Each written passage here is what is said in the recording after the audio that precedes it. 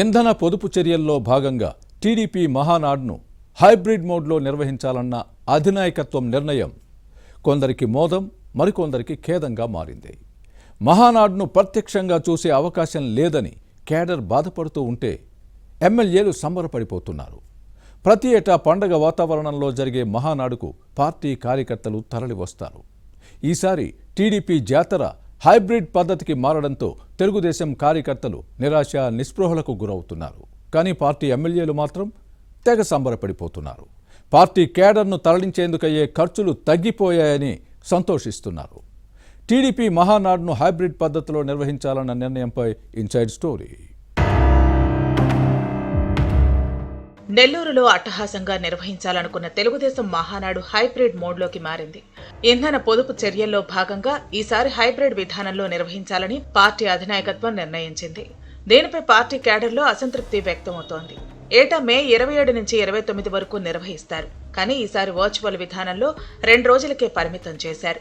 మహానాడుకు 19 తీర్మానాలను సిద్ధం చేశారు. కానీ ఇంధన పొదుపు చర్యల ప్రభావం పార్టీ పండుగపై పడింది. మహానాడుకు వేలాది వాహనాలు రావడంతో పాటు బహిరంగ సభ రోజు లక్షల మంది ప్రజలు తరలివస్తారు. దీంతో ఇంధనం కోసం డబ్బు ఖర్చు అవుతుంది. దీంతో మహానాడు నిర్వహణపై ఆలోచించాలని కొందరు మంత్రి నారా లోకేష్ కు విషయం చెప్పారు. దీనిపై పార్టీ జాతీయ అధ్యక్షుడు చంద్రబాబు నాయుడు కీలక నేతలతో సమావేశమై చర్చించారు. ఒకవైపు పొదుపు చర్యలు అంటూ మరోవైపు మహానాడును భారీగా నిర్వహిస్తే విమర్శలు వస్తాయని మంత్రులు ప్రస్తావించారు. 2 రోజులకు పరిమితం చేయాలని కొందరు, ఆన్లైన్లో నిర్వహించాలని మరికొందరు సూచించారు. కరోనా సమయంలో మహానాడును ఆన్లైన్లో నిర్వహించిన విషయాన్ని గుర్తు చేశారు. దీంతో 2 రోజులు వర్చువల్ గా జరపాలని నిర్ణయించారు. ముఖ్యమంత్రి రాష్ట్ర, జాతీయ కార్యవర్గంతో పాటు పొలిట్ బ్యూరో సభ్యులు టీడీపీ కేంద్ర కార్యాలయంలో మహానాడు నిర్వహిస్తే ఆయా నియోజకవర్గాల్లో చూసే ఏర్పాట్లను చేస్తారు.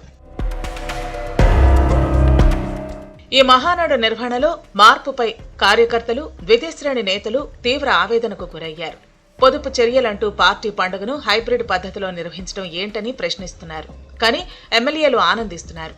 మహానాడు నెల్లూరులో నిర్వహిస్తే టీడీపీ క్లస్టర్ ఇన్ఛార్జీలు, గ్రామ, మండల కమిటీ సభ్యులు తరలి రావాల్సి ఉంటుంది. అందరికీ బస్సులు సమకూర్చడంతో పాటు నెల్లూరులో బస ఏర్పాటు చేయాల్సిన బాధ్యత శాసనసభ్యులపై ఉంటుంది. ఖర్చులతో పాటు రవాణా ఛార్జీలను ఎమ్మెల్యేల జేబు నుంచి చెల్లించాల్సి ఉంటుంది. ఒక్కొక్క నియోజకవర్గం నుంచి పార్టీ ప్రతినిధుల సభకే 10 నుంచి 15, బహిరంగ సభకు మరో 20 బస్సుల్లో జనాన్ని తరలించాలి.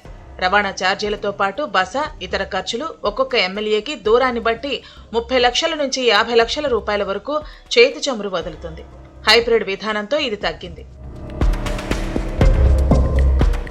ప్రస్తుతం టీడీపీ రాష్ట్ర, జాతీయ కార్యవర్గం సభ్యులు ఎవరికి వారు పార్టీ కేంద్ర కార్యాలయానికి వెళ్లనున్నారు. నియోజకవర్గాల్లో క్లస్టర్ ఇన్ఛార్జీలతో స్థానికంగా ఉండే నేతలే మాట్లాడి వారికి పార్టీ కేంద్ర కార్యాలయంలో జరిగే మహానాడును చూపించే విధంగా ఏర్పాట్లు చేయనున్నారు. దీంతో తమకు ఖర్చులు తగ్గిపోయాయని సీనియర్ ఎమ్మెల్యే చెప్పుకొచ్చారు. అన్ని నియోజకవర్గాల్లో ఇదే పరిస్థితి ఉంది. హైబ్రిడ్ పద్ధతిలో మహానాడును నిర్వహించాలని నిర్ణయించడంతో తమనెత్తిన పాలుపోసినట్టు అయిందన్నది మరో శాసనసభ్యుడి మాట. ఈ విధానంపై ఎమ్మెల్యేలు సంతోషిస్తుంటే టీడీపీ కేడర్ అసంతృప్తి వ్యక్తం చేస్తోంది. ఈసారికి మహానాడును ప్రత్యక్షంగా చూసే అవకాశం లేకుండా పోయిందన్న బాధ కనిపిస్తోంది. సర్దుకుపోక తప్పదు మరి.